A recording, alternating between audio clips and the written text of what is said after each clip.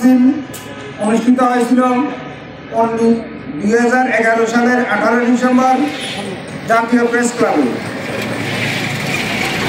আমি খাগড়াছড়ি জেলার বৈষম্যকার আহ্বায়ক হিসেবে আমাকে জাতীয় কাউন্সিলে আপনাদের জেলাকে সম্মানিত করে যুগ্ম সম্পাদক হিসেবে নির্বাচিত করেছিল। আজ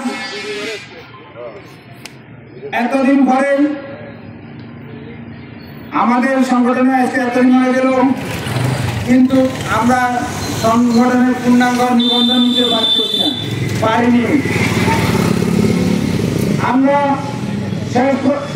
অনেকগুলো দপ্তর শেষ করে বাণিজ্য মন্ত্রণালয়ে যাই আমাদের সংগঠন ট্রেড অর্গানাইজেশন লাইসেন্স করতে পারেনি।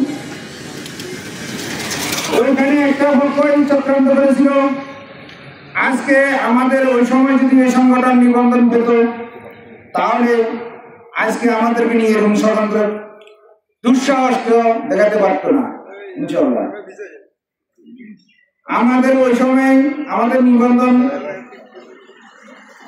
নিবন্ধন করতে পারিনি, আমরা আধা নিবন্ধনে চলতেছি এখনো।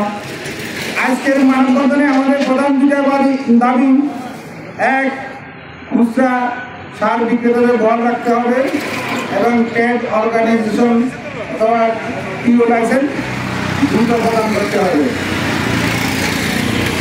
আমরা খুব সার বরাদ্দেও কৃষকের অধিক সেবা প্রদান করি, কিন্তু আমরা এই ব্যবসায়িকভাবে এত কষ্ট এত ত্যাগের পরেও আমরা শুধু অপেক্ষা করছি আমাদের সংগঠনটা পুনরাবৃত্তি নিবন্ধনের জন্য।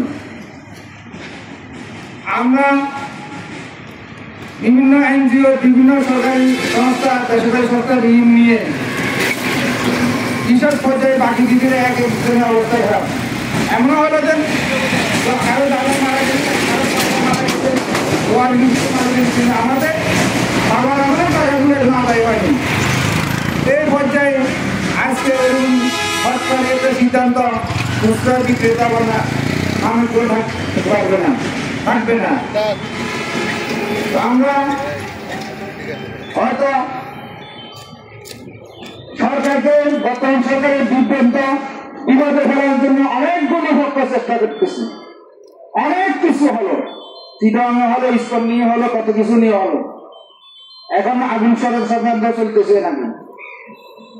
সর্বশেষ চক্রান্ত মনে হয় এটাই, কারণ এই খুচরা সার বিক্রেতাদের সাথে বাংলাদেশের 5 কোটি কৃষক অঙ্গাঙ্গি আত্মীয়ের আত্মার সম্পর্ক।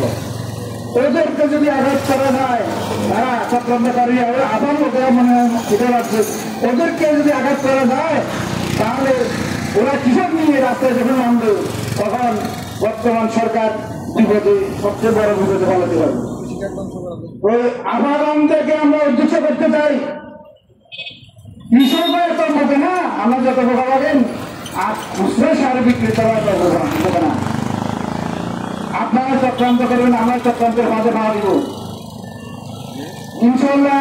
আমাদের ঢাকার প্রোগ্রামের পরেই সরকারি অনেকটা অনুভব করছে, এটা সঠিক সিদ্ধান্ত। আজকে সমগ্র বাংলাদেশের সকল উপজেলা পর্যায়ে প্রোগ্রাম চলছে। ওই প্রোগ্রামের মাধ্যমে আশা করি সবাই জানে যাবে, সব পর্যায়ে কোনো সমস্যা হবে না আমাদের।